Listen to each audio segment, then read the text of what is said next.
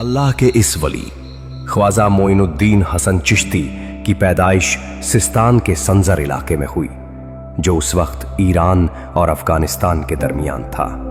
आपके वालिद का नाम ख्वाजा गियासुद्दीन हसन था और वालिदा का नाम बीबी उम्मुल वरा था, जिन्हें बीबी माहे नूर भी कहते थे।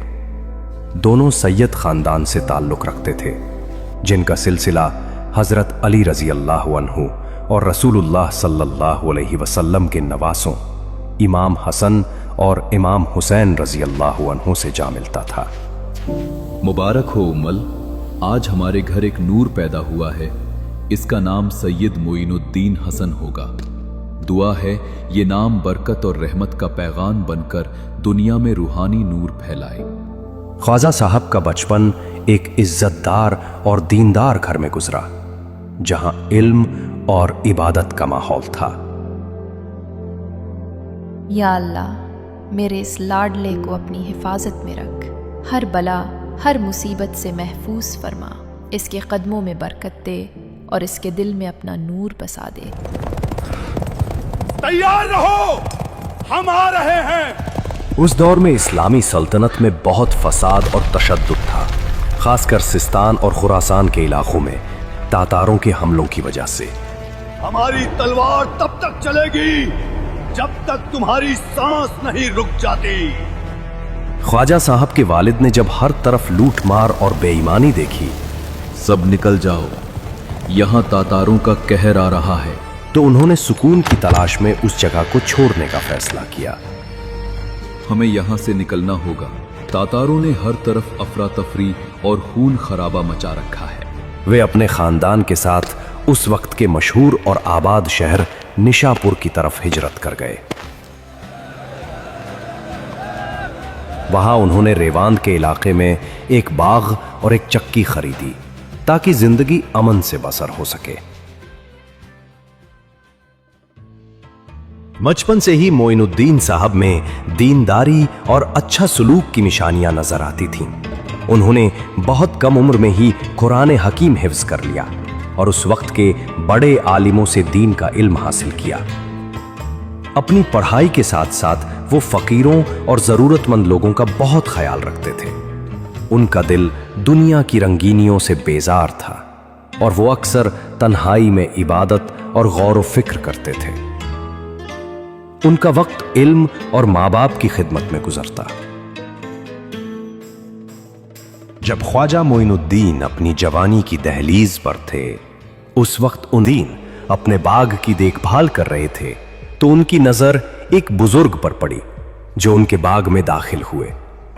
ये बुजुर्ग कोई आम आदमी नहीं थे, बल्कि उस इलाके के मशहूर शेख इब्राहिम कंदूजी थे। ख्वाजा साहब ने फौरन उनका इस्तकबाल किया, निहायत अदब और इज्जत से, और उन्हें एक साफ जगह पर बैठाया। अपने मेहमान की खातिरदारी के लिए ख्वाजा साहब बाग से अंगूर का गुच्छा लाए और पानी पेश किया। बेटा, तुम बहुत ही नेक इंसान हो, अल्लाह तुम्हें हर कामयाबी अता फरमाए। उन्होंने एक तेल की खली का टुकड़ा अपने मुंह में चबाया और फिर उसे मोइनुद्दीन साहब के हाथ में दे दिया। ख्वाजा साहब ने बिना किसी शक के उस मुबारक टुकड़े को खा लिया। जैसे ही वो टुकड़ा पेट में गया, ख्वाजा साहब के दिल की दुनिया बदल गई।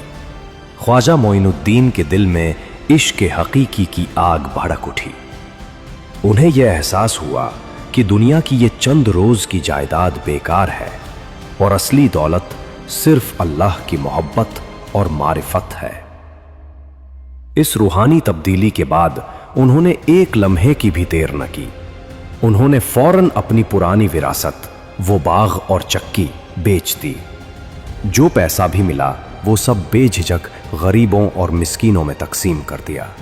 वो इस तरह दुनिया के हर रिश्ते और हर बंधन से आज़ाद हो गए और एक सादा दरवेश की तरह अपने मुर्शिद कामिल की तलाश में मिशापुर से निकल पड़े। दुनिया को तर्क करने के बाद ख्वाजा साहब ने अपना रूहानी सफ़र शुरू किया।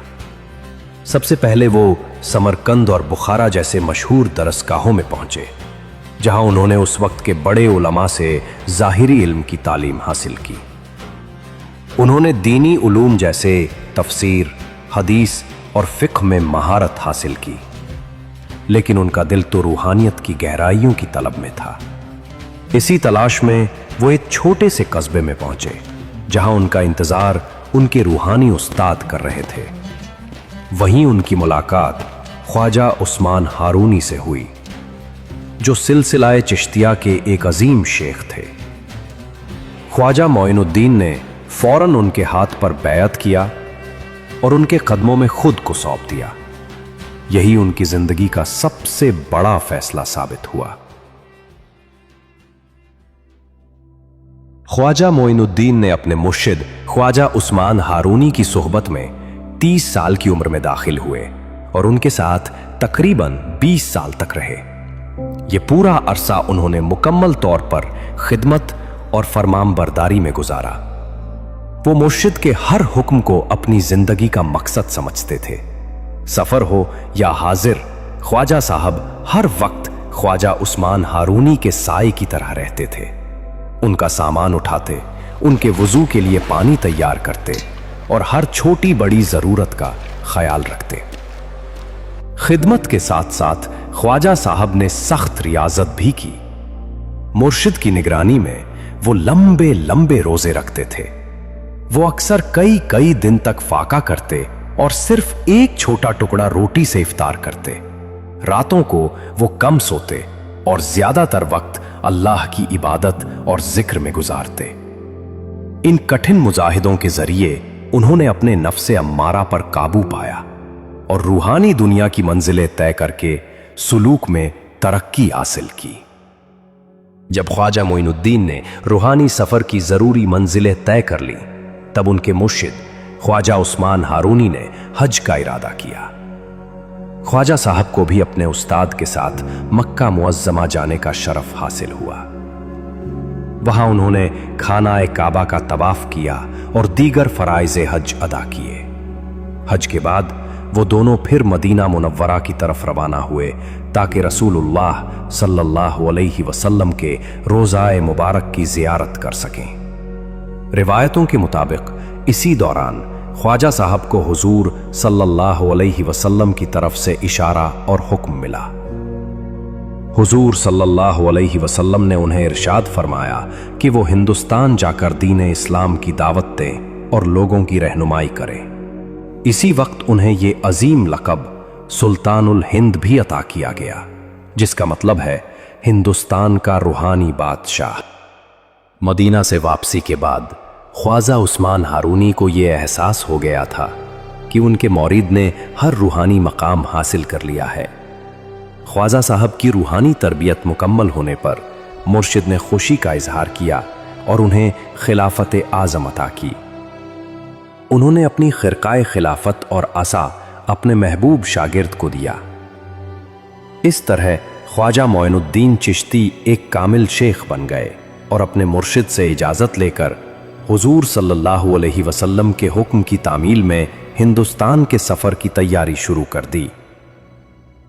अपने मुर्शिद से खिलाफत हासिल करने और सुल्तानुल हिंद का लक़ब मिलने के बाद ख्वाजा मोइनुद्दीन साहब ने मशरिक़ के आखिरी सफ़र की तैयारी की। ख्वाजा उस्मान हारूनी ने उन्हें खिदमत खल्क़ और इश्क़ इलाही पर आखिरी नसीहतें देकर विदा किया। इसके बाद ख्वाजा साहब ने बगदाद, इस्फहान और तबरीज़ जैसे अजीम शहरों की तरफ रुख किया, जहां उन्होंने उस वक्त के बड़े औलियाउल्लाह से मुलाकातें की। रिवायतों के मुताबिक इस दौरान उनकी मुलाकात गौसे आज़म हज़रत अब्दुल कादिर जिलानी रज़ी अल्लाहु अन्हु से भी हुई, जिन्होंने ख्वाजा साहब की रूहानी मंजिलों की तायीद की। हुजूर सल्लल्लाहु अलैहि वसल्लम का हुक्म सर आंखों पर लेकर ख्वाजा मोइनुद्दीन साहब और उनके चंद मुरीदों ने हिंदुस्तान के लिए अपना लंबा और मुश्किल सफर शुरू किया। ये सफर कई महीनों तक चला, जिसमें उन्हें पहाड़ों और रेगिस्तानों से गुजरना पड़ा। आखिर में वो खैबर पास के जरिए हिंद की सरजमीन में दाखिल हुए। हिंदुस्तान में उनका पहला बड़ा पड़ाव लाहौर शहर था। यहाँ ख्वाजा साहब ने लाहौर के मशहूर वली दातागंज बख्श हजरत अली हजवेरी रजी अल्लाहु अन्हु के मज़ार पर हाजिरी दी, जिन्हें वो अपना रूहानी पेशवा मानते थे। लाहौर में ख्वाजा साहब ने दाता साहब के मज़ार के करीब एक जगह चिल्ला किया। यहाँ वे कई दिनों तक मुराकबा और इबादत में मशगूल रहे, जहाँ उन्हें हिंदुस्तान के अजीम मिशन के लिए और रूहानी ताकत मिली। इसी चिल्ले के दौरान उन्होंने हजरत दाता साहब की शान में एक मशहूर फारसी शेर भी कहा। गंज बख्शे फैज़ आलम मजहरे नूर खुदा, नाकिसारा पीर कामिल कामिलारा रहनुमा। इस रूहानी इज़्न के बाद वे जानते थे कि उनकी असल मंजिल अब भी बाकी है। लाहौर में अपनी रूहानी तैयारी मुकम्मल करने के बाद ख्वाजा साहब को गैब से इशारा मिला कि उनकी खास जगह अजमेर है। ये वही शहर था जहां उस वक्त राजा पृथ्वीराज चौहान की हुकूमत थी। ये जगह उस दौर में किसी भी बड़े मुस्लिम मरकज से बहुत दूर थी और यहाँ का माहौल ख्वाजा साहब के लिए आजमाइश से भरा हुआ था। मगर अल्लाह के वली को हुक्म की तामील करनी थी। ख्वाजा साहब ने अपनी जमात के साथ अजमेर की तरफ लंबा सफर शुरू किया, जहां इस्लाम की दावत का काम शुरू होना था। लंबे सफर के बाद ख्वाजा मोइनुद्दीन चिश्ती तकरीबन 587 हिजरी में अपने चंद खास मुरीदों के साथ अजमेर की सरजमीन पर पहुंचे। ये शहर उस वक्त शान व शौकत और मजहबी अहमियत का मरकज था। अजमेर की सरजमीन पर पहुंचकर ख्वाजा मोइनुद्दीन चिश्ती ने शहर की दीवारों से थोड़ी दूर अना सागर झील के किनारे एक पुरअमन जगह का इंतखाब किया। उन्होंने वहीं डेरा डाला। ये वही मुकद्दस जगह थी जहां आज उनका मज़ार मुबारक वाक़ है। उनकी सादगी और इबादत ने जल्द ही आसपास के लोगों का ध्यान अपनी तरफ खींच लिया। जब राजा पृथ्वीराज चौहान के मुलाजिम वहां आए तो उन्हें यह फकीरों का मजमा नागवार गुजरा। ये जगह हमारे ऊंटों के आराम की है और इन दरवेशों को यहां से जाना होगा। उन्होंने ख्वाजा साहब को बहुत बुरी तरह से धमकाया और जबरदस्ती जाने के लिए कहा। मगर ख्वाजा मोइनुद्दीन चिश्ती जो सुल्तान उल हिंद थे, उन्होंने उनकी बात बड़े सब्र और सुकून से सुनी। उन्होंने सिर्फ इतना फरमाया, अब जब ये राजा के ऊँटों के बैठने की जगह है तो यहाँ अब ऊँट ही बैठे रहेंगे। इतना फरमाकर ख्वाजा साहब और उनके मुरीद वहां से चले गए। लेकिन जब वे बाद में अपने ऊँटों और घोड़ों को लेने वापस आए तो देखा कि उनके जानवर अपनी जगह से हिल ही नहीं पा रहे हैं। उनके हाथों पैरों में जैसे ताकत ही नहीं बची थी। मुझे लगता है ये उन बुजुर्ग फकीरों की रूहानी ताकत का असर है जिससे हमारे ऊंट नहीं उठ रहे। अपनी गलती मानकर वे मुलाजिम और उनका सरदार वापस ख्वाजा साहब के कदमों में आ गिरे। ख्वाजा साहब, हमें माफ कर दीजिए और हमारे इन ऊँटों को वापस इनकी असल हालत में ले आइए। ख्वाजा साहब, जिनकी शान ही गरीब नवाज की थी, उन्होंने सिर्फ इतना फरमाया, जाओ, तुम्हारे जानवरों को इस फकीरी की ताकत से आज़ादी मिल गई। ये सुनते ही जैसे ही वे लोग वापस मुड़े, उनके ऊंट और घोड़े तुरंत उठ खड़े हुए और आराम से चलने लगे। ये ख्वाजा साहब की पहली करामात थी जिससे अजमेर के लोगों में उनका जिक्र और असर तेजी से फैलने लगा। अब लोग, खासकर गरीब, मजलूम और जरूरतमंद, उनकी तरफ खिंचे चले आने लगे। ख्वाजा साहब ने अपनी दावत और तालीमात शुरू कर दी। उनका बुनियादी पैगाम था तो उन्होंने अपने एक मुरीद को हुक्म दिया, ये कशकोल लेकर जाओ और अना सागर से कहो कि तुम्हें ख्वाजा ने बुलाया है। जब मुरीद अना सागर पहुंचा तो ख्वाजा साहब की रूहानी ताकत से पूरी अना सागर झील का पानी जैसे सिमट कर उस छोटे से कशकोल में आ गया। झील बिल्कुल सूख चुकी थी। सिपाही ये आंखों से देखी करामात देखकर हैरान हो गए।